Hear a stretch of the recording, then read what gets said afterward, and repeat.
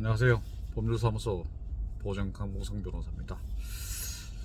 오늘은 인천 구치소에 와 있습니다.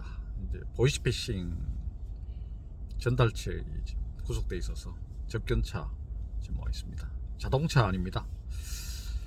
그 보이스피싱 관련돼서 최근에 상담을 많이 주셔가지고 몇 가지 조언을 드리고자 이 동영상을 올립니다.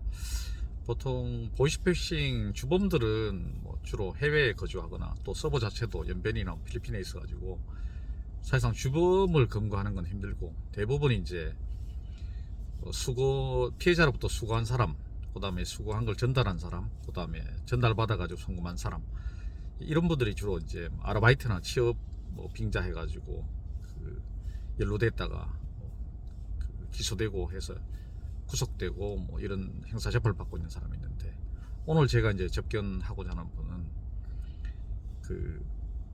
취업 미끼로 해가지고 자기는 회사 일인 줄 알고 돈을 받고 본인이 은행 가서 알려준 계좌번호로 100만원씩 이렇게 여러 차례 수십 차례 송금을 했는데, 그 송금 액수가 이제 억대가 넘어간 그런 케이스입니다. 대부분 많이들 질문하는 게 어떤 거냐면, 이게 보이스피싱 전달책이라 그래가지고 다 양형이 일률적으로 같은 건 아닙니다. 특히 이제 그 판사님들이 양형을 고려하면서 단지 수금만 했느냐, 수금하고 전달만 했느냐, 아니면 수금하고 전달을 본인도 하고 본인이 직접 또 송금도 했느냐, 이런 부분을 가지고 양형 요소에 반영하거든요.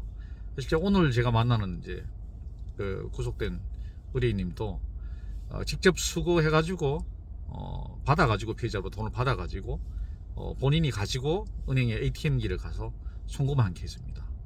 그러니까 이제 그 재질이라고 하죠. 양형 요소를 감안할 때 가장 안 좋은 케이스죠. 수거해가지고 전달만 해줬으면 덜한데, 수거 받아가지고 다시 본인이 전달책 역할을 하고 송금책 역할을 하는 겁니다. 그러니까 실제 보면 양형에서는 가장 좀 불리한 상황이고요.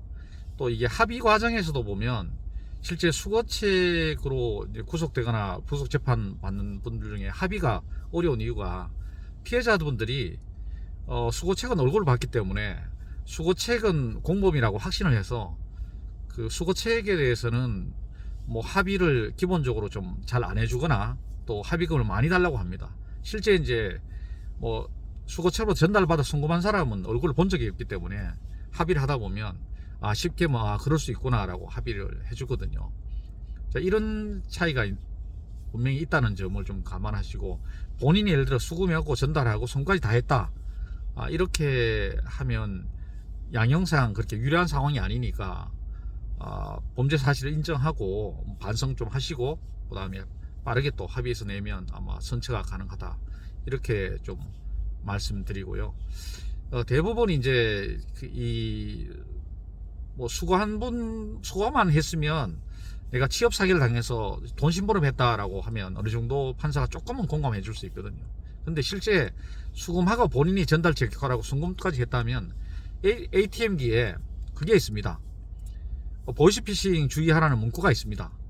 그러니까 본인이 100만원씩 송금하면 1억을 송금하게 되면 100번을 송금하게 되거든요. 근데 100번 동안 그 문구를 계속 보게 되거든요. 근데 판사님도 그걸 지적하는 거예요. 본인이 무죄라고 말을 하지만 ATM기에서 그렇게 경고문구가 뜨는데 본인이 100번 동안 반복해서 송금했지 않나 이거죠.